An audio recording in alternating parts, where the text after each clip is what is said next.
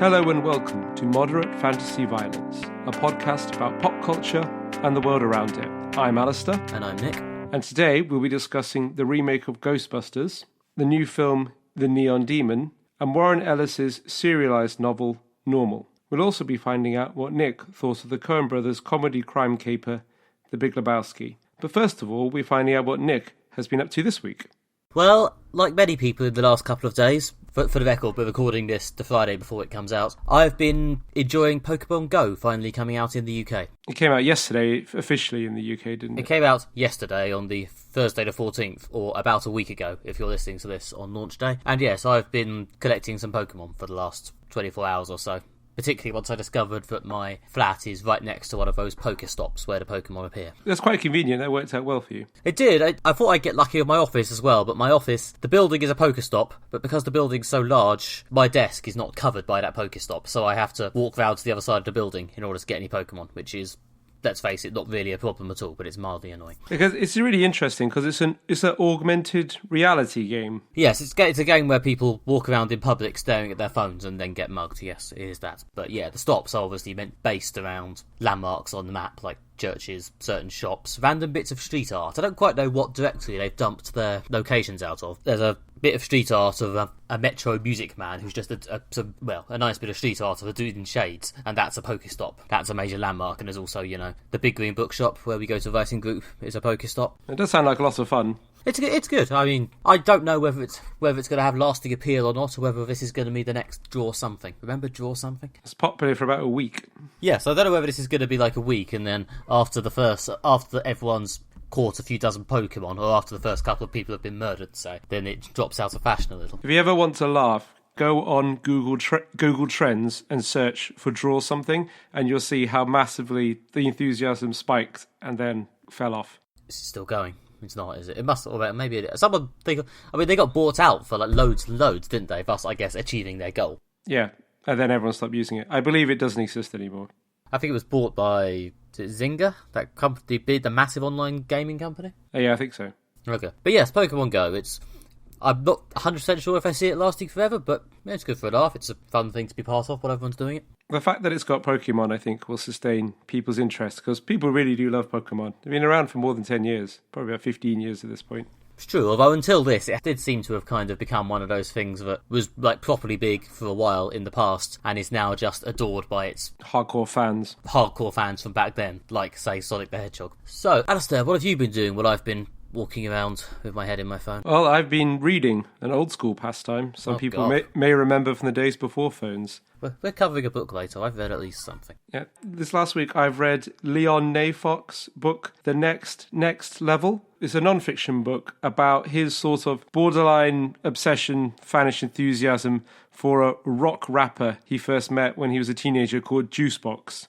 And it's kind of about how him sort of following Juicebox around, interviewing him about his life. Juicebox is a musician who's kind of permanently stuck just on the cusp of being successful, but never really breaking out and becoming well known. And it's kind of about how Leon thinks about the different types of artists and what it takes to be an artist, and then how he perceives Jukebox to be. And the more he gets to know him, how he questions everything he knows about how great art or great music is made. It's just a really interesting book about being a musician, being an artist, about living the creative lifestyle.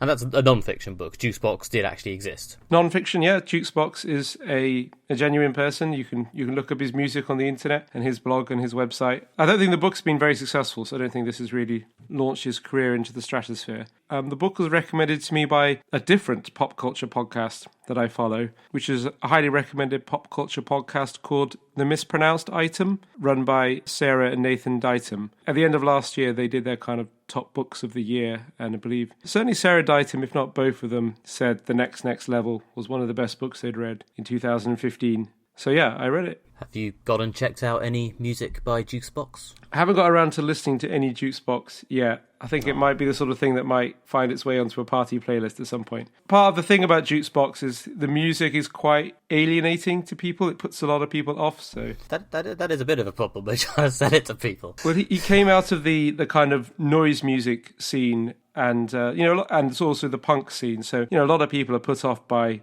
punk music, a lot of people are put off by, noise music, EBM, agrotech, but these music subgenres do have a very loyal core following of the people who are really into them. And part of the book is about Juicebox wanting to kind of broaden his appeal outside his fans from this quite niche subculture, but not wanting to alienate the small following he has in order to gain wider success. So it is an interesting book if you're fascinated by music and tiny music subcultures and, what it takes to kind of build a following. Okay, first up, it's Ghostbusters, the 2016 remake of the 1984 movie of the same name, which, for the record, I have not seen. In my defence, it did come out the year I was born. I was a bit busy. But anyway, the 2016 remake is directed by Paul Feig, and yeah, as I say, I haven't seen the original, so any degree of reverence or otherwise towards it is kind of lost on me. But a sort of broad supernatural comedy, bit of slime flying around, lots of wisecracks, lots of goofing around. It's a good fun night out. Alastair, how did you find it? You've actually seen the original, yeah?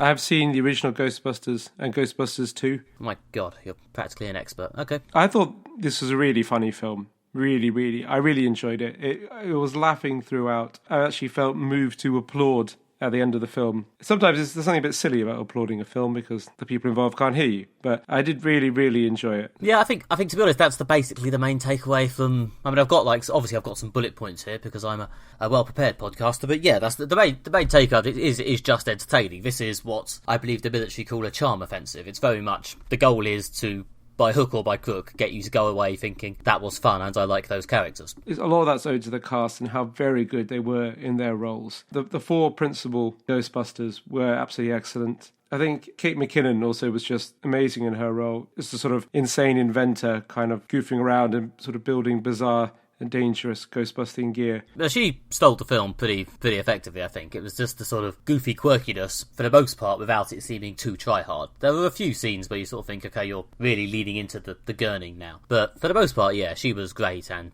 yeah, pretty much single-handedly put it up a star or two on the rating scale by herself. Yeah, very. And also, I think the reason why her goofiness didn't come across as, say, too earnest is because she was playing the sort of mad scientist, mad inventor role, which, that there's a kind of substance to that character to build her bizarre mannerisms around, which I think really made that character work. Very funny. She was one of those people that, whenever she's on screen, your attention's just drawn to her. Yep, she was good. Leslie Jones, I think, was always a massive presence when she was on it. Yeah, she was very good as well. Melissa McCarthy and Kirsten Wiig sort of suffered slightly for having to slightly split the straight man role between them. Or at least they just suffered from not being as interesting as the other two. But I guess they had to be the mutual dramatic heroes of the whole thing. Yeah, I guess they had the more substantial kind of the plot line about the fact they used to be friends, sort of fallen out and the kind of rekindling of their friendship. They had more of the serious stuff going on.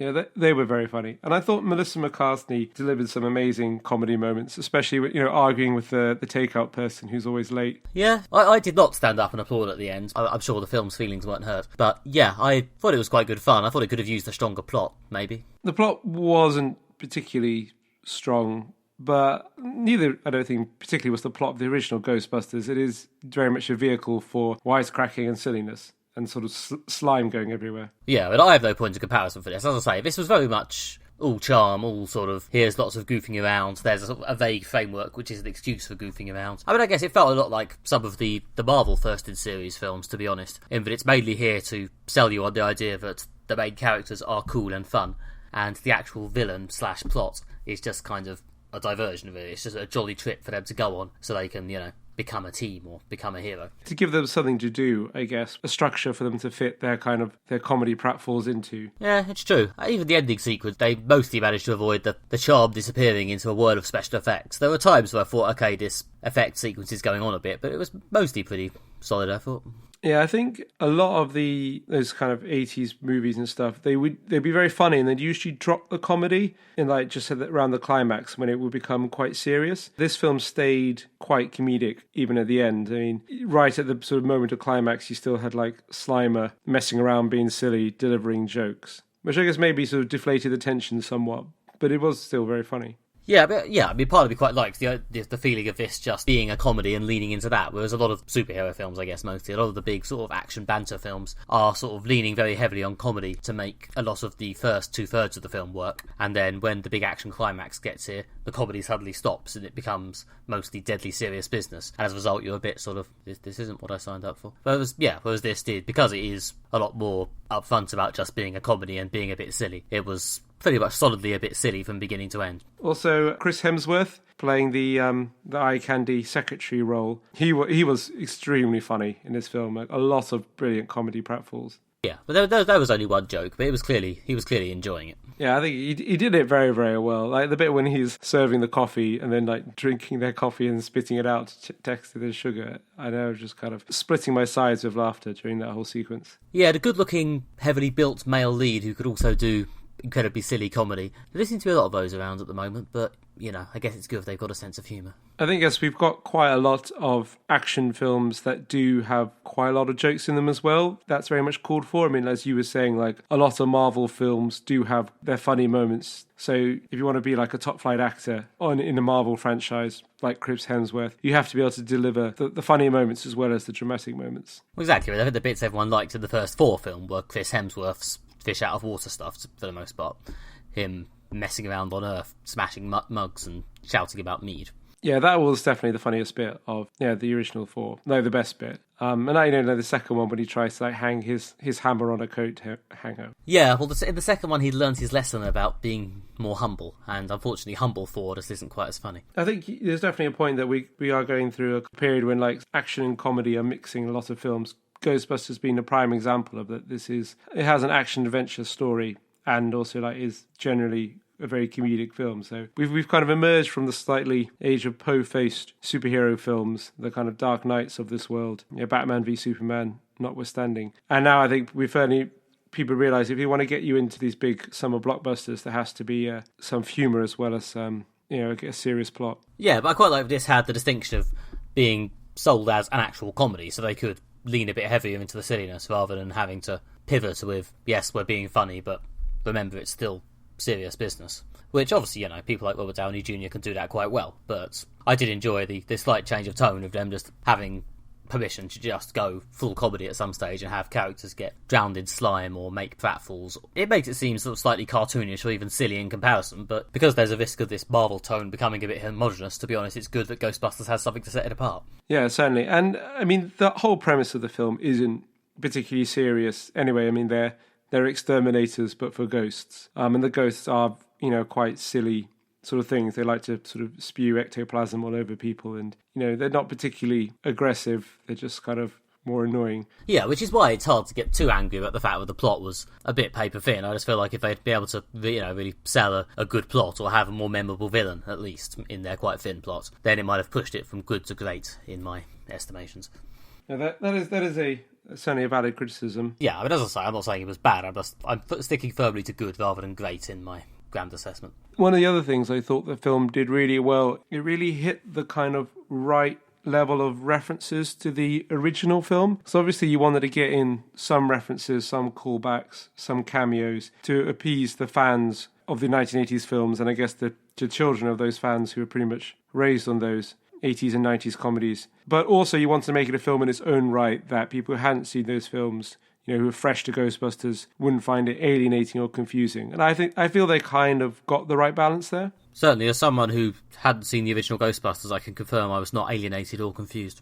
Yeah, but again, as someone who does have very fond memories of the original Ghostbusters, I really liked having Bill Murray in a cameo as debunker of myths who tries to debunk the Ghostbusters. Dan Aykroyd appeared as a taxi driver. Amy Hudson has a cameo as well. Sigourney Weaver had a cameo. They got in a couple of lines from the original. It was always really obvious that when there was we're doing a Hobbit bit now. It was always when some actor in one of the crowd scenes or some random passerby suddenly sprung out of the crowd and started getting lots of focus and lots of lines, and someone of about the right age, then my mind did immediately go, I don't know who you are, but I imagine you were in the original Ghostbusters. I did recognise Bill Murray because I know what Bill Murray looks like, but yeah, when the taxi driver who turned out to be Dan Aykroyd pulled up, by the time he delivered a load of knowing lines, I was a bit, I imagine I'll later find out you're a Ghostbuster. He is also sort of in darkness as well, and Dan Aykroyd isn't as immediately recognisable as, say, Bill Murray or Sigourney Weaver. They didn't bring back Rick Moranis, though. I've got to assume, considering how generous they were with the cameos to everyone else, that if he'd been willing to do it, he'd probably be in it, wouldn't he? I mean, I don't know what Rick Moranis is doing these days. He might be fully retired. But yeah, there were a few which were obviously sort of, this is a shout-out to the old film. But it didn't break the rhythm too badly. The Bill Murray one could have used better jokes. Yeah, especially with Bill Murray, who does that brilliant deadpan sense of humour. They think they could have maybe utilised him better. But I suppose I'm glad he didn't overshadow any of the new performers. They killed him, didn't they, Bill Murray? Spoilers. Yeah, well, also, again, he did a quite good comedy death. Sort of. It was basically the only people who died in that entire film. With the exception of Bill Murray, there was a general sort of Saturday morning cartoon rule of, don't worry, nobody's actually dead, except Bill Murray, fuck him. That is a very good point. We have actually had a text in from one of our regular listeners, Kirsty McCaskill, who actually on this specific subject, she wanted to point out that this film does have quite a low body count, especially pointing out towards the end of the film when the arch villain takes control of a lot of the sort of human beings and generally treats them a bit like his toys rather than killing large numbers of civilians. She compares that to X-Men, where obviously there's just kind of a lot of civilian casualties. You assume so. You can't really tell, because all what happens is Apocalypse waves his hand and the whole city sort of lifts up a bit, but you assume somebody died. Yeah. Oh, and Magneto kills some people at various points. But I think that as we've had sort of quite a lot of films recently with some high residual body counts, Man of Steel, Avengers 2. I mean, Captain America Civil War was kind of about this. It was very refreshing to have Ghostbusters be a film in which there was citywide mayhem, but not citywide devastation. Like it or not, if you're going for this level of this is just silly fun, then, once you make it clear people have died, rather than just being scared a bit, you're kind of forced to take it a bit more seriously. I mean, obviously dark comedy exists, but this isn't a dark comedy. This is a slime and wisecracks and generally quite heartwarming comedy, so it would be harder to pull that off if, there was a massive body count. Also, it's worth staying to the end credits because there is a very funny dance sequence with Liam Hemsworth that is very funny. Chris Hemsworth, it's Chris. Sorry. Sorry, Chris. I know there's loads of them. I'm told there's a third one who hasn't yet made it out of the Australian soaps. But so far, there's only 2 in American blockbusters. Sorry, Chris. Sorry, Liam. Sorry, third one. Sorry, Marmaduke Hemsworth. But yeah, that was another showcase comedy moment for Chris Hemsworth there. Yeah. And yeah, with my I'm a Killjoy critic hat on, I feel it was after the sort of the initial origin bit, it did just kind of drift from bit to bit, and the villain was a bit of a two-dimensional nobody, and yeah, there could have been more plot, but the joke rate was pretty good, which is the main thing you want from your comedies, really. I think the tone got it spot on. It was a fun, energetic summer blockbuster. I mean, after having quite a lot of serious ones over the last few years, I've certainly enjoyed much more recently having these movies that really go back to that amazing sense of fun I remember big Hollywood blockbusters having in like the 80s and 90s. I mean, this Ghostbusters film, I thought Ant-Man, Guardians of the Galaxy, those films really nail that great sense of adventure and fun, which is what I guess inspired me about cinema when I was young. And I'm great to see that coming through in cinema much more now, in blockbuster cinema, and not so much the crushing seriousness of it all. Yeah, I mean, we did Independence Day. Was it last time or the time before last? I believe it was last time. Yes, it was last time.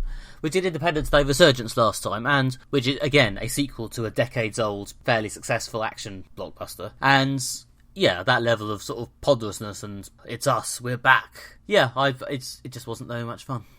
And yeah, I mean, I don't know, not that seriousness can't work in places, etc. But ultimately, if you ask me to watch one of those 2 films again, it would always definitely be this one. Yeah, of the non-superhero blockbusters we've covered, I'm pretty sure this is probably winning.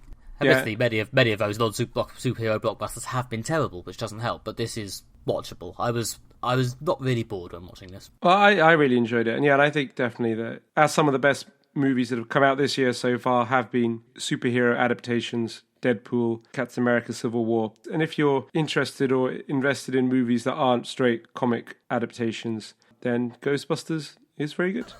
If you like films aren't comic adaptations, if you're one of those people. I don't want everything to become comic adaptations. Well, neither do I, although it does seem like we haven't done one in ages.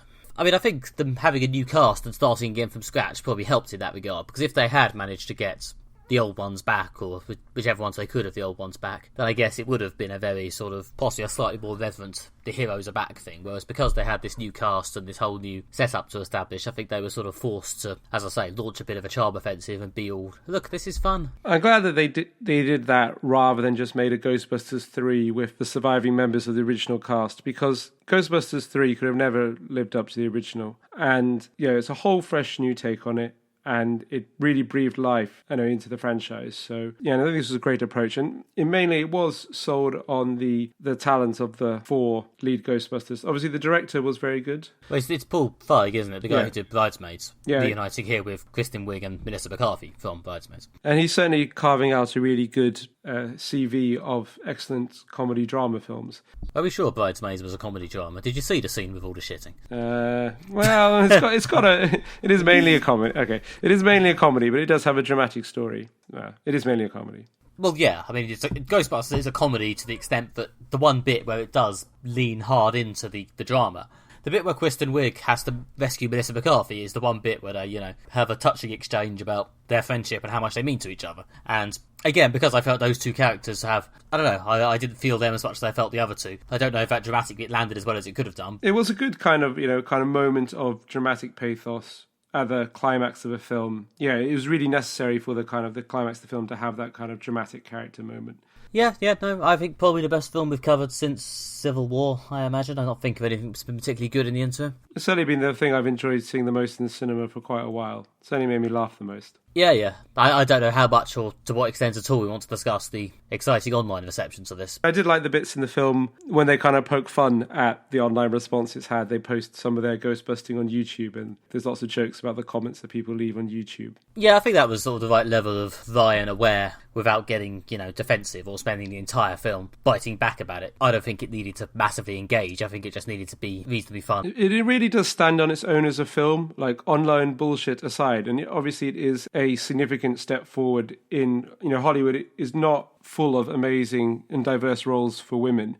You see this in so many great young actresses or actors in their 20s who have very strong careers, but then when they get into their 30s or 40s, there just aren't the parts available. There's a few scattering of parts available for kind of sort of older women, but then a lot of careers just dry up because there aren't that many roles for women in Hollywood films because most women in films are younger. And this is an important step forward that you can have summer blockbuster that has, by creating more roles like this, it will help to give Hollywood a greater degree of gender balance and sort of increase the power that female stars have. But I think also it's important to say that aside, this film does stand really well just as a piece in its own right, as a brilliant piece of cinema. It is funny, entertaining in and of itself, and I don't want any of the politics of the situation to distract from that. And also, treating this film as if it's some sort of referendum on whether you can have women leading films is sort of bullshit anyway, and playing right into that narrative, because firstly, this film succeeding doesn't automatically mean feminism has won and we could all go home. And partly it shouldn't be the case. For every time a film with a woman in it comes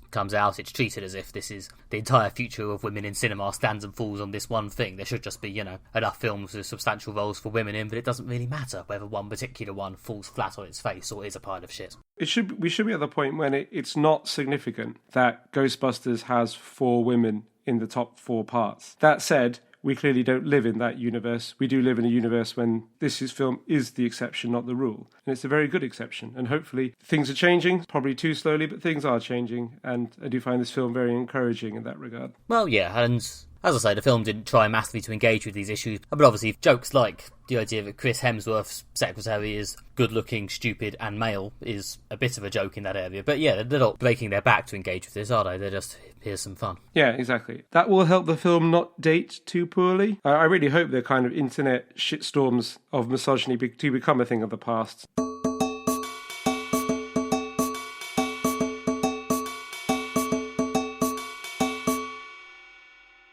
Next up, we will be discussing Nicholas Winding Refn, the director of Drive and Only God Forgives, new film, The Neon Demon. It stars Elle Fanning as Jessie, an aspiring model who has just moved to Los Angeles. If you know Nicholas Winding Refn's films, then you'll be familiar with his particular style of plot-light, heavy on the abstract filmmaking. If not, then I can imagine this is a film you will find that is quite strange. It's very tense, it's very dark, it is very strange, it's very violent. It really has to be seen to be believed. Me and Nick went down earlier in the week to see it. What were your thoughts, Nick? Well, between this and Ghostbusters, it's been a good fortnight for uplifting films about female friendship. I'll say that. But, yeah, The Neon Demon is a very, very carefully thought through bit of aesthetic filmmaking. There's lots and lots of nice shots, lots of music video-esque light shows and slow pans and carefully thought shots of women, and yeah, the plot moves pretty slowly, though it does pick up quite dramatically at the end. And yeah, I was mostly into it. I felt there was a bit in the middle where I was a bit, okay, I'm enjoying your artistic shots of fashion models, but I start to hunger a little for a bit more plot movement. But for the most part, it did its thing okay. Yeah, I'm honestly not entirely sure what I think of it. It definitely looks nice. It's definitely got a reaction at the end. I really liked it.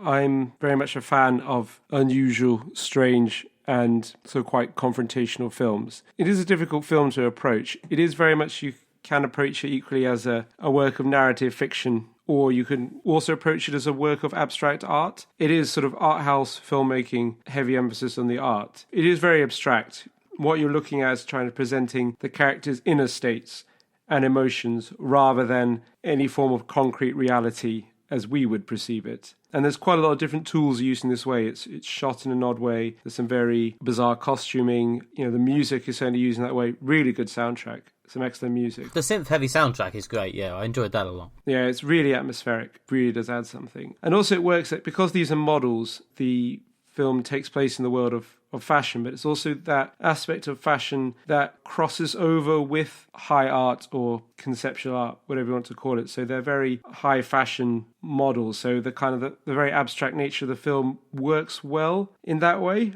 And because it's quite abstract and quite unusual, it does allow it to sustain a high level of tension. And it was certainly, quite wound, quite tight by the whole thing. And it really does build up this powerful sense of tension, which then, when it spills over into actual visceral violence, that is very powerful because you're kind of wound so tight by strange ongoings and sort of this very abstract way the film is presented, that when it does really strike you quite hard when the violence does occur, especially towards the end when it has some pretty disturbing scenes at the end. And I really thought I couldn't be shocked by much, having seen quite a lot of horror movies.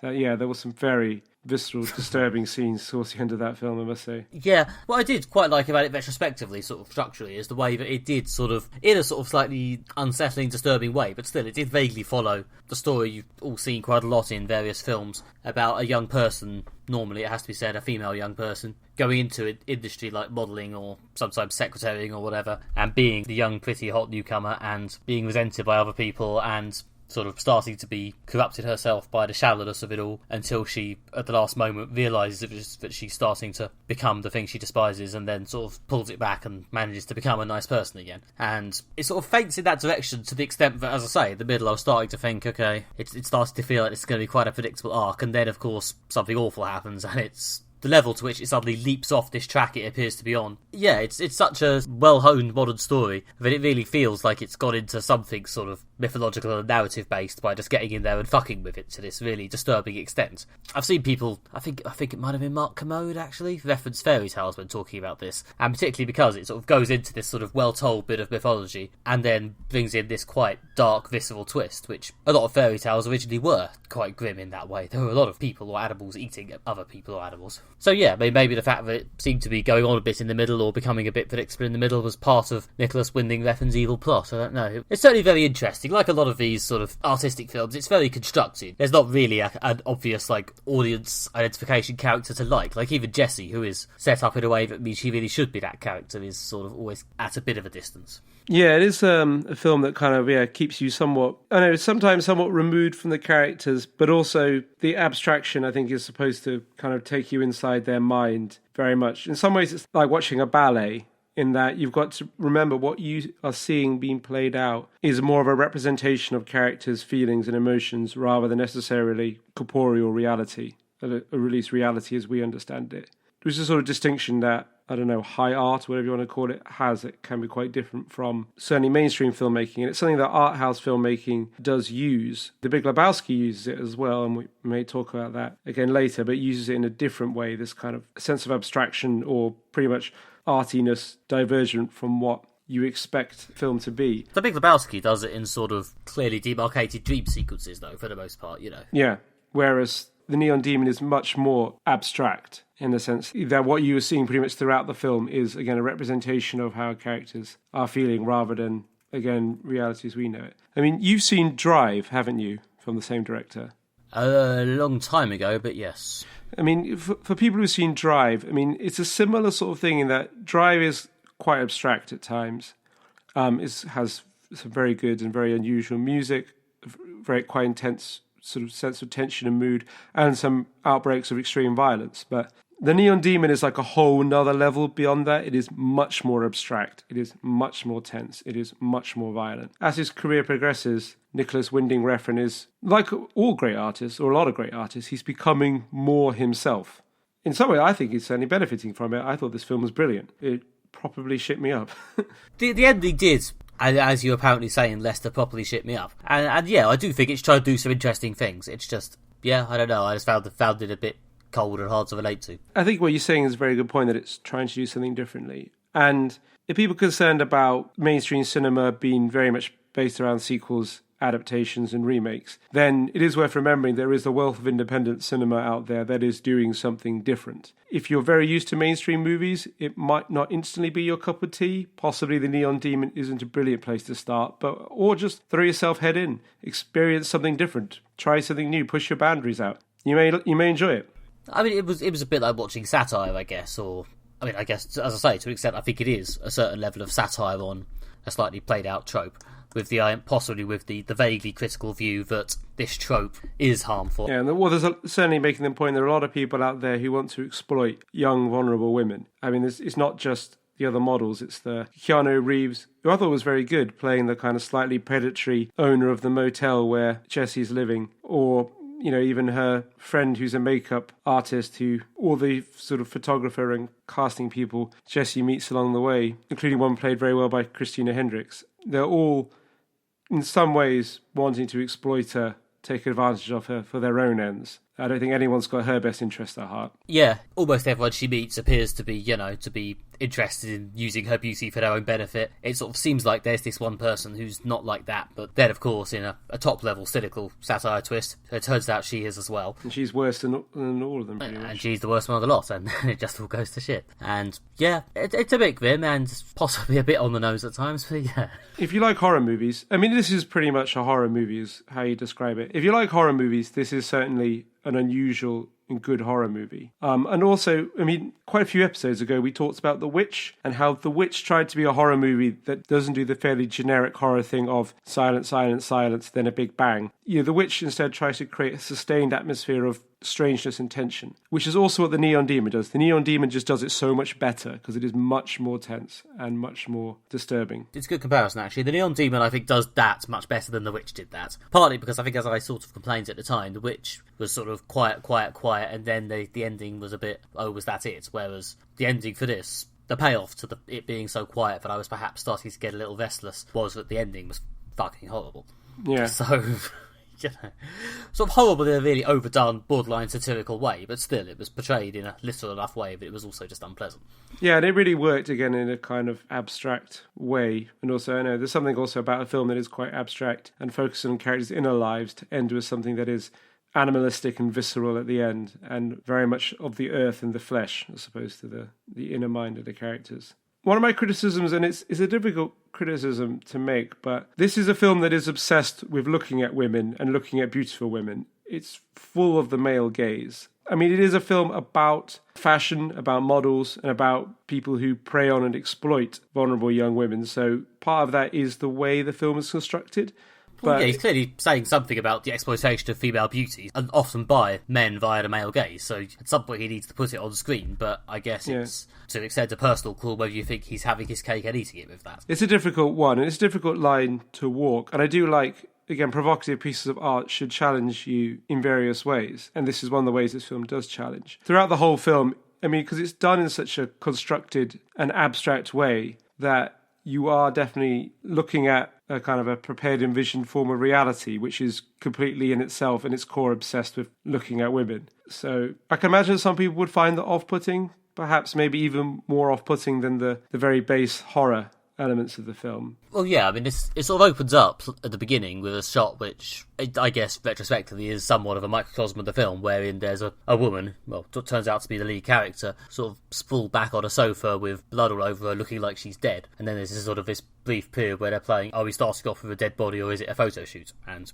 obviously it turns out to be a photo shoot. But yeah, there's this sort of deaf beauty thing going on somewhere. Yeah, but I thought it was very well put together and got a very powerful, visceral, emotional response from me. And I do like to challenge myself, put myself outside my comfort zone with cinema, experience something that's a powerful emotion but not necessarily a pleasant one. Yeah, I mean, I do think ultimately I probably enjoyed Drive more just because that was a more straightforward narrative with sort of a few nice artistic touches around the edges, which is ultimately more my sort of thing. This is, quite harsh, quite angular, quite abstract, and in the end a bit disturbing. Yeah. But, yeah, I'm glad I saw it.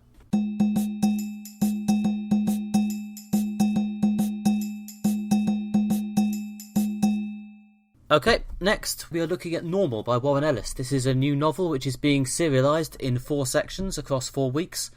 And we, as of this recording, have only read the first chunk, although by the time you're hearing this, number 2 should be out. Warren Ellis, of course, is the prose author of Crooked Little Vein and Gun Machine, and is also, possibly better known as the comic book author of Transmetropolitan with artist Derek Robertson, also Injection with Declan Shalvey, and Trees with Jason Howard. And Trees in particular, actually, if you're looking for a current Warren Ellis comic, I really recommend Trees. It's very subtle, it's very deliberate, and it's got a really interesting sci-fi concept. But we're not here to talk about Trees, we're here to talk about Normal, the first quarter of his new serialised book. Alastair, what did you think of Normal? It's a good opening. There's not a lot of plot or development, and I was surprised that this is a quarter, whereas I thought this would be more like an eighth, in that it pretty much introduced the setting and the main character, and that's about it. I would have kind of preferred a bit more plot progression, a bit of an idea about where the story's going. You didn't really advance as much for a kind of a part 1, and especially if this is something that's conceived of as a serialized story, you really got to end, you need a dramatic ending, a properly dramatic ending to drive into the next one. I mean, if you look at Dickens, who serialized his novels originally, it's very much build to climax, build to climax, build to climax. And sometimes that can come across as artificial, but it does need that momentum to sustain it. Yeah, see, I didn't have a problem with this as the first part, so I think it is, for a quarter of a novel, it's quite short. I mean, I don't know how long the other parts will be. I don't know whether they're exact quarters or whether they've just chosen the 4 places that seem the most natural stopping points. I mean, according to the Kindle website, which I'm now on, part 1 was 27 pages, using whatever immaterial system they use for that. Part 2 was 35, part 3 will be 26, and part 4 will be 32. See, it's one of the shorter quarters, but it is still broadly a quarter. Yeah, it's pretty much a quarter. But yeah, I mean, it was certainly a very interesting setting and main character. The whole thing takes place in a sort of a psychiatric institution for academics that have, the phrase they've used is stared into the abyss for too long. So I don't know if they're all academics researching sensitive or dangerous areas. But the idea is the abyss is the future, isn't it? They're all academics who are studying the future. They're all sort of some kind of futurist, and they've gazed into the abyss of the future for too long, and it's had an effect on them. Yeah, because the future is very bleak, I guess is what they're implying. Well, yeah, I mean, and obviously, what with the current state of politics and so on, the idea that the future is bleak, and if you look at it too long, you'll go mad, is kind of appealing. That is certainly an idea that can resonate. As the non-comic section of this podcast, I'm guessing you haven't encountered much Warren Ellis in the past. No, I haven't really read any of his stuff. I haven't read any of his novels or comics. However, that Trees comic did sound really interesting. I might pick it up after I finish reading my way through the back catalogue of Manhattan projects, which we discussed in episode 2, I believe. Yeah, Trees is just these massive metal columns appear on various points across the Earth, and everyone braces themselves for alien invasion, but instead they just sort of sit there for years, and everyone just sort of gets used to them and builds around them, and then eventually strange things start happening. And these metal columns are known as trees, obviously. A lot of people who I respect their taste do say that he is a great storyteller and a great writer, so that's one of the reasons why I was excited to try Normal. I just kind of wanted a bit bigger chunk of story. I think that's just my main criticism with it. Based on what we've got and based on the apparent length of it and so on, I'm guessing we're headed for some sort of locked house mystery, there's something weird going on at this Normal Head institution. Yeah. Normal Head institution. I actually only just got that. Yeah, did you? Oh, right. Yeah, no, I thought that was quite clever. Yeah, I'm guessing, as I say, there'll be some sort of, there's a mystery within the locked house thing, which, I mean, when you're sort of doing this claustrophobic mystery within a confined space, I think that is something that can benefit for not being dragged out too long. I will be reading the rest in some form. I haven't decided whether I'm going to buy the serialisation or wait for the complete compendium, but I am curious to see where I'll take it. Yeah, I would like to see how the story is resolved. I was certainly intrigued. Like, they introduced their main character, Adam. He's an urbanist. He was at a conference when he had a breakdown, and he was flown straight to this normal head institution, which is just outside Portland. And he meets a few other of the patients there. They're all academics of various persuasions and of various degrees of strangeness. Ellis has done a lot on sort of futures and tech in the past. It's always been one of his sort of pet interests. Particularly, there was definitely a period in the 2000s where he couldn't write anything which didn't include a character musing about the possibilities of mobile technology and so on. I mean, this is just me as a long-term Ellis follower, but I am interested by the notion that he's now got to the stage of, future burnout. The idea of gazing into the abyss of the future and thinking too hard about the possibilities of tech and so on will just drive you round the bend. Yeah, which is an interesting point, because we are a culture that is fixated on the future. And, I spend a lot of time reading about, politics, sociology, technology, cultural trends that are likely to continue, and what does it mean to the future. There's almost like a competitiveness of are you intelligent enough and well-read enough to be able to accurately predict what's going to happen in the near to sort of middling future. I mean, that's certainly an aspect of our culture, and I can see how, that could drive people to insanity, especially if they become convinced that the future is entirely bleak. Especially as it seems to be coming with increasing speed, things just seem to keep happening. And it's, Nick's insight into the passing of time. Things seem to keep happening. So, I don't know whether we're headed for a deep exploration of that broad concept, or if he's more interested in the the confined mystery of what's going on at normal. Yeah, I just think it was kind of not necessarily a slow start, just, I don't know, I wouldn't necessarily have assumed that was a quarter of a story. Yeah, I mean, I think I've seen this book normal in the vague future projects stuff of Warren Ellis's for a while, so I don't know if it was always designed to be serialised in this way, so I don't know whether it's going to necessarily break into the form perfectly. It's an interesting approach, because I know, yes, in terms of serialised prose fiction, things people have been trying to get off the ground for a while, always to kind of middling successes. I mean, there are a lot of publications like the London Review of Books, for example, that do publish, kind of serialised fiction and stuff. There are various websites, you were involved with one, Nick, Jukepop Serial. Jukepop Serials, and of course Wattpad. Massive. Yeah, but then it never seems to actually, I mean, obviously, like in the days of Dickens, serialised fiction was how a lot of people consumed their fiction, but serialised prose doesn't seem to be able to make a return, and you think that it should be possible. I think especially in the days of, obviously, where we all have at least one permanently connected device that we could conceivably read off. I'm sure I'm not the only person to do this, considering that publishers are sort of starting to take a stab at it. I feel like it's probably coming. I feel like now that we all have these devices, it'll probably happen in the end. I mean, I think in like the fan fiction community, there's quite a lot of like stories that are ongoing and have parts posted when the authors finished them. So it could be that as people who grew up on that when they were younger start getting into the mainstream publishing field, they'll find a way to successfully monetize this. I mean, because this is being sold on like the Kindle website as just 4 books, basically, just 4 chunks, which cost £1.50 each as of this recording. So whether a mechanic will emerge where you like sign up as like a subscription or something like that, I don't know. It's one of these things that as this technology becomes more widespread, the sort of plug-in devices, Kindles, I've always assumed that serialised prose fiction would at some point properly take off, and I'm sure eventually the right combination of method and writer will come along, and it probably will.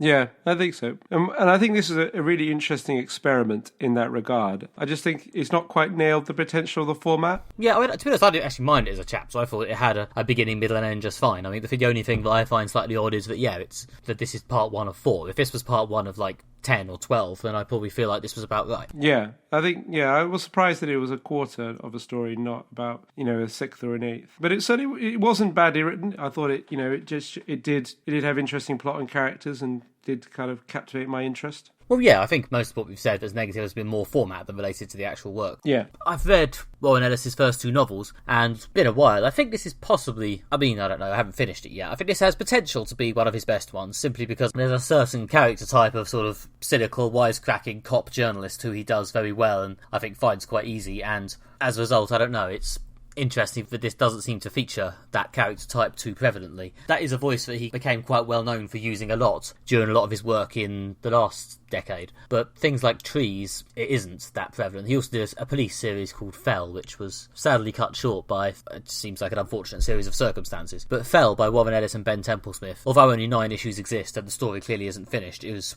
one of my favourite Warren Ellis works, and I'm sad. It seems like we'll probably never see the end of it. It's good that he's trying something new as a writer and sort of evolving. Yeah, I think when you've been working as long as Ellis has, and he's been, a reasonably active voice in the genre community, starting in comics, then spreading to prose since the mid-90s, I think. And while I'm talking about Warren Ellis, I should also mention his weekly newsletter, which is Orbital Operations, which I think you can sign up to at orbitaloperations.com, which comes every Sunday evening and is usually quite good and quite entertaining. It's a bit rambly, but if you're going to do a personal newsletter, then, I think that's kind of your license to be rambly. It does normally contain some interesting thoughts and links to stuff he's been reading and so on. It's worth a go, especially if you've ever enjoyed Ellis's work. I think certainly to be a successful writer today with social media and the different ways we kind of engage with writers now, you do have to be a personal brand in that way. But I guess Ellis is in the comparatively comfortable position that he's been doing this for a long, long time, both writing and having some form of online personal brand. He was one of the first comic writers and indeed genre writers I know of, to be honest, to really heavily embrace online stuff. Like, there was a period in the early days when Warren Ellis was genuinely one of the most followed accounts on Twitter. I think he was in the top 5 or 10. He's been there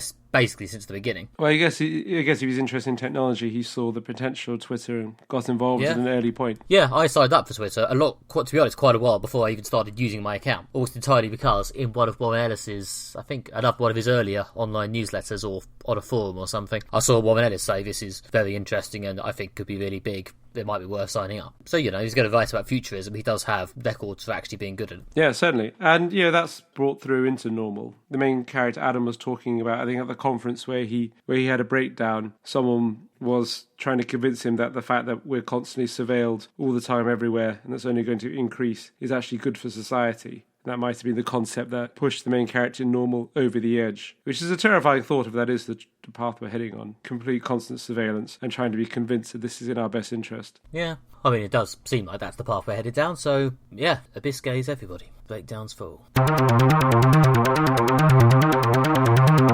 Last week, I recommended that Nick watch The Big Lebowski by Joel and Ethan Coen, partly to show him that art house films can be funny, which needs to be said after we've seen Waltz with Bashir, Scanner Darkly, and The Neon Demon. Jeff Bridges stars as the Dude, the laziest man in Los Angeles, who after a case of mistaken identity has his rug peed on by debt collectors. In trying to get his rug replaced, the Dude is drawn into a web of intrigue and corruption involving millionaire businessmen, pornographers, and German nihilists, while trying to make sure this doesn't interfere with the playoffs in the Los Angeles Bowling League. It's really silly, it's really funny, it's one of my favourite films, especially at university, where I had a giant poster of the Dude on my bedroom wall. But Nick, what was your thoughts? Yeah, it was all that. To be honest, I always found your summary of it then almost more entertaining than I remembered the film being. Like a lot of Coen Brothers films, it sort of meandered a bit. It didn't seem that concerned with having momentum, and yeah, it sort of managed to fall down the middle of the comedy-drama valley. I'm not sure there were enough regular laughs to distract from the fact that there's also not that much dramatic tension. Everyone just sort of wanders around and the plot just gently happens to them. When I first saw it, I did find it actually quite tense. There's a group of German nihilists who break into his flat and kind of put a marmoset in the Dude's bath when he's in the bath and then threaten to cut his penis off. And I always felt that I was actually kind of like, oh God, shit's really getting out of hand. The Dude's in way over his head now. I found that quite tense, but maybe I was less cynical when I saw it when I was 17. Eventually, I think I worked out my preferences seem to basically be the bits where John Goodman was on screen, I was mostly entertained. The bits where John Goodman was not on screen, I was less entertained. John Goodman is the standout in this film. He plays Walter, a Vietnam vet who seems to be still fighting Vietnam every second of every day, and it's just has some amazing, just brilliant comic lines. Just anytime he just goes, "You're entering a world of pain." John Goodman was great. Yeah, he was, I mean, to be honest, yeah, as I say, my main problem with this film was John Goodman not on screen enough.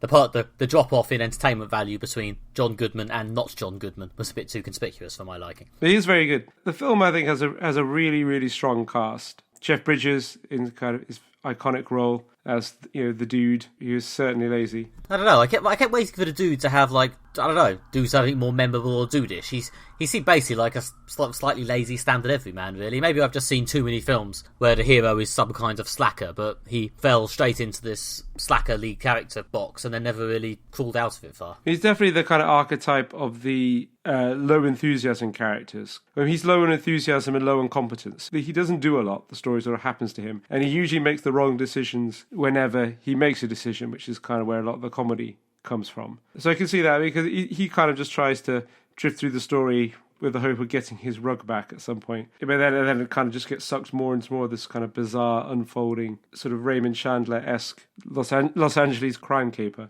I did enjoy the bits where he gets drugged by that guy and he's on the table mumbling, "It really ties the them together."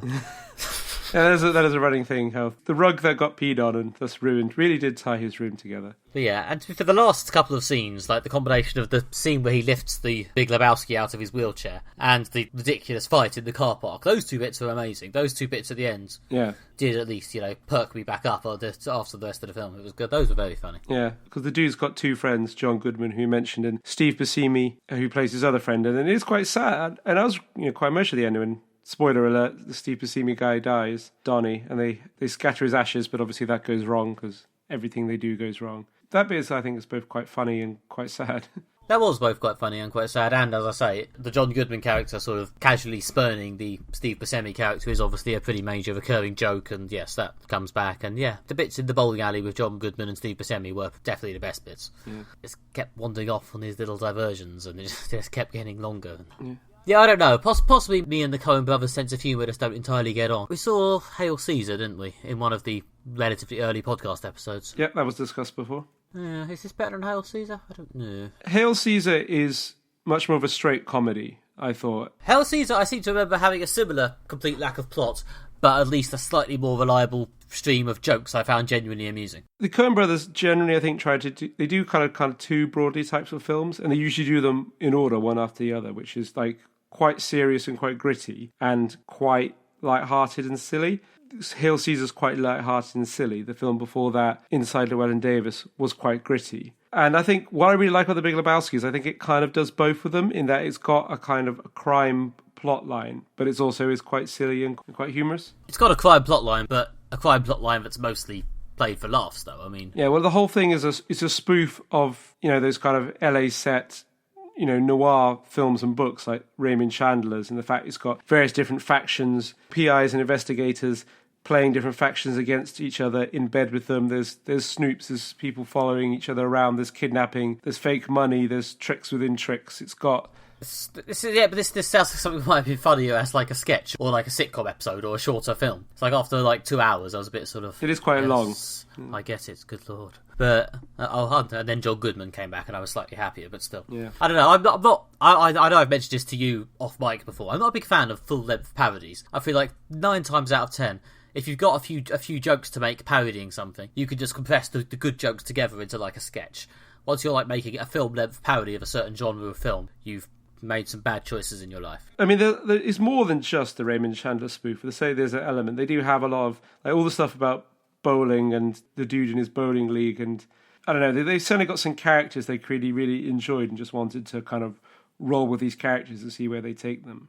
Again, it is quite an arty movie in the sense that it's not like tightly focused or so tightly comedically focused. I know because I was saying before that like the Neon Demon has quite a high level of abstraction, and again you'll see presented the characters' inner states rather than necessarily our corporeal view of reality, and you get that in The Big Lebowski as well. It does go into arty, fanciful moments of abstraction, but in The Big Lebowski it's done to either be funny or as kind of dream sequences to project the story, such as the scene when he gets drugged and it kind of imagines himself as like a bowling ball flying down this kind of bizarre space-based bowling lane, that was funny, to be fair. That is really funny, yeah. Although, the bit where he gets presented with his bowling shoes by Saddam Hussein, was that to some degree of amazing satire I've missed the point of? I wasn't sure if this whole thing was meant to be some sort of veiled comment on the First Iraq War that I'm just too far from it to really get. Well, the film was made between the two Iraq wars, so it's set during the First Iraq War, but it was made later. I'm not really sure why it's just set during the Iraq War and it doesn't really feature much other than that. It's mentioned a couple of times, and in a dream sequence, Saddam Hussein gives him bowling shoes. I think it's just to be strange and surreal and funny. Yeah, but then I spent a few minutes thinking, what is this film telling me about the Iraq War? And just sort of concluding that the answer was nothing, really. I think it's just there just to have the surreal moment when Saddam Hussein gives the dude some bowling shoes in a dream sequence, played out to Kenny Rogers in the first edition. I just checked in to see what condition my condition was in. Is a brilliant song. It is a brilliant song, and the dream sequence was kind of fun. The whole film, I think, actually, one of the things that really endures with me for the film is how good the soundtrack is. There's like 3 Creedence songs, and the dude is a big fan of Creedence. There's a bit when his car gets stolen and he kind of wonders if he's going to get his Creedence tapes back. There's also the Eagles, and the dude hates the Eagles and has a punch-up of a taxi driver who won't turn the Eagles off. You've got Dylan, you've got Kenny Rogers in the first editions. So, yeah, it's this amazing soundtrack as well for a film. I did enjoy, because it was one of the few bits that did just go full silly, like properly on-screen ridiculous, was when he meets that local sheriff who just that's brilliant. At him for barely any reason. Yeah, that was one of the few bits where I was genuinely loving it, and John Goodman wasn't even on screen. Get your goal-breaking ass out of my beach community, Lebowski. Yeah, it is pretty vintage Coen brothers. The Coens do have their regular kind of, one of their things they're known for is having the same group of actors cropping up in like different films. And again, you got a good list of some of the best ones here. Jeff Bridges has been in a few. John Goodman's in lots of them. Steve Buscemi's in 3 Coen Brothers films. Trivia note, he dies in all 3 of them. And this is before they acquired George Clooney, isn't it? This is before they acquired George Clooney. This is before they became mega famous. Philip Seymour Hoffman is great in this film. Rest in peace. Oh yeah, he was fun. Yeah, sad. It just shows how talented he was as an actor. It's such a shame that he died quite young. John Turturro as the Jesus. He's very, very funny. Kind of a perverted rival bowler who likes to lick his bowling balls and strut sexually while he bowls. Julianne Moore is very good. And for the eagle-eyed viewer, one of the 3 German nihilists, one of them is Flea, the bass player from the Red Hot Chili Peppers. And there you go. That's one of the people they have a punch-up with at the end, isn't it? Yeah, there's the people who are trying to convince them they've done the kidnapping, even though they haven't. They do the big ones, it's not fair, and they're like, who's the fucking nihilist here? That was John Goodman, wasn't it? That was a John Goodman moment, yeah. Exactly. Good old John Goodman. Right before he hit someone with a bowling ball. Yeah, it was fine. I'm glad I saw those John Goodman scenes. The film as a whole was okay. It's a funny film. It's a very student-y film. I mean, there was a lot of weed being smoked, and the dude is pretty much permanently stoned, including at various points when something quite serious is happening, like when the Big Lebowski is telling him about his wife being kidnapped, and the dude is very much, oh, bummer, mind if I do a J? And just start smoking. So I think that's one of the reasons why it appeals to students. Yeah, maybe I should have got into it slightly more stoned, so I could just sit there going, lol, this situation is ridiculous, rather than waiting for a plot to emerge. It's not heavy on plot. I'd certainly agree with that. And it also is quite a long film. For a kind of light-hearted comedy romp, it comes in at around 2 hours, so it is quite long. But I guess it's an arty film, so they would do something a bit different. I'm not a professional artist, but I do wonder how much art credit you get for including a couple of weird dream sequences. But I guess that's more art than some films have. I suppose it's more just the general, I don't know, it's just the feel of it, the kind of, it kind of plays fast and loose with filmmaking conventions. Not to the same degree as other Coen Brothers films like Barton Fink, Hudsucker Proxy, Miller's Crossing, although they're all earlier films. Even things like Fargo, which is a relatively straightforward crime movie, there's just something in the way it's put together that just makes it slightly odd and different. Yeah. That's one of the things I love about the Coen brothers. I mean, it's in the Hail Caesar, it's that element of their style is in Hail Caesar, it's in Inside Llewellyn Davis, it's in A Serious Man. It's more obvious in some of their much more overtly art house films like The Man Who Wasn't There, No Country for Old Men, Barton Fink, Miller's Crossing. They've had a very long and distinguished career, actually. Yeah, they have certainly made a lot of films at this point. I think my favourite Coen Brothers film remains Burn After Reading. I don't know why, that one just particularly tickled me. That was overtly funny enough for me to actually go, yes, this is definitely a comedy, and I'm amused by more than one character. That film is genius. It is very, very funny. But again, it does play fast and loose with the conventions of filmmaking. Like, one of the main characters dies halfway through, which you don't normally get. Yeah. He sort of dies suddenly without much drama halfway through. I mean, again, in No Country for Old Men, the main character is killed off camera. I mean, that's kind of the way they do things that are different, Yeah, but it's a film I've heard a lot about over the years and was interested to finally see, and yeah, had its moments. Well, I'm glad you've seen it, and now you obviously can have conversations about it at parties. Yes, you'll be able to speak from experience now. All I need to do now is see the original Ghostbusters, and then I'm practically done. Yeah, good. And what is the point in doing a podcast if you can't see things and then speak from experience, both on podcast and at parties? But to be honest, though, I could just go to parties and then people could say, what did you think of the Big Lebowski? And I could say, go and listen to my podcast and then just leave. Yeah, that also works. I'll try that out. I might just get some business cards printed up so I can just hand them to people wordlessly and then just fuck off. You have one for each film we've covered, so you can give them the right film, the right card for the right film. What, with the episode number on it? Yeah, and a timestamp. Yeah, then everyone will think I'm mute. Except for people lucky enough to ask me about something we haven't covered in the podcast, thus unlocking the secret of me actually speaking. Well, they won't know you're mute because they listen to the podcast and then you can hear you talk there. It's true, I just think I'm being incredibly rude. Yeah, which, based on what I've just said, would be accurate. Yeah, they'll definitely think that. They'll definitely think that. They'll definitely think you're a big dick. Okay, I feel like we've covered that. Nick, what have you got in store for me for the next episode? Well, rather than getting straight back on the cycle of comics and then TV and then comics and then TV, it's going to be some music. Excellent. And sort of similar to your music recommendation a few weeks back, it's a sort of, I guess, light-hearted, novelty-ish folk. This is the video game-related music of Rebecca Mays, who does now record as Bo Huntress, just to make this a bit more confusing, but she did record her 2 video game-related albums under the name Rebecca Mays. Well, I like video games, and I like music, so I'm looking forward to hearing this. There's an album called The Epic Win, and then there's another album called The Outfall, both of which have a lot of interesting songs on them.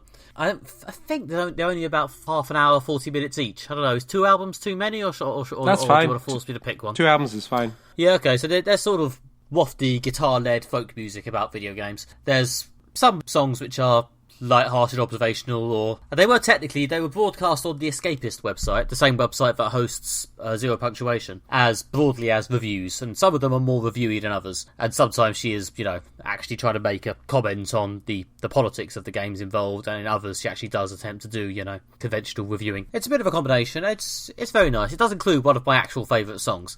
As a fun game, I'm not going to tell you which one it is. Well, we'll find out next time. But yeah, I will get those to you, and then we can have a chat about those. I look forward to that. It sounds like right up my street. That concludes this episode of Moderate Fantasy Violence. If you'd enjoyed the show, then pop over to our website, which is moderatefantasyviolence.com. There you can listen to previous episodes, our sort of bonus episodes, excessive fantasy violence, and various articles we've written. Currently up there is a piece I've written about the original 1996 Independence Day film. I've been Alastair Ball. You can find me on Twitter at AlastairJRBall. You can find my writing about science fiction at nimberspace.co.uk and my writing about politics at redtrainblog.blogspot.com. Okay, and I've been Nick Bryan. You can find me at nickbryan.com, including news of my self-published crime books, and you could also find me on Twitter as at nickmb, or you can find the podcast on Twitter as at MFV Podcast. And we're also on Facebook as, I think if you just search Moderate Fantasy Violence, we'll appear. And of course, we're also on iTunes, so if you want to leave us a review or a rating on iTunes, that would, as ever, help us reach a wider audience and just generally be happier as people. Next time, we'll have a special episode where we'll be discussing Harry Potter and the Cursed Child. For the special episode, we'll also have a special guest, so come back in 2 weeks' time to find out more. Thanks very much. It's been a pleasure to have you. Bye-bye. Bye.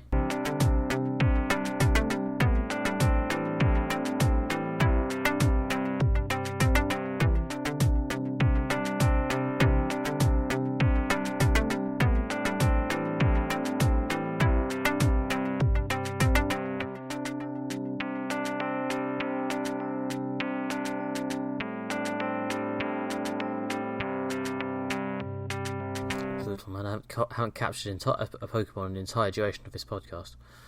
This is not what I signed up for when I found a Pokestop next to my flat. That is very convenient. All I'm getting is endless balls. Just all balls. I know, what I'm getting is endless balls, and I thought I installed Pokemon Go and not Grindr. This joke's a bit fucking tenuous, isn't it? Right. Should we go back to the podcasting? No, let's do more jokes. Let's get back to the podcast. More jokes about balls. More jokes about balls.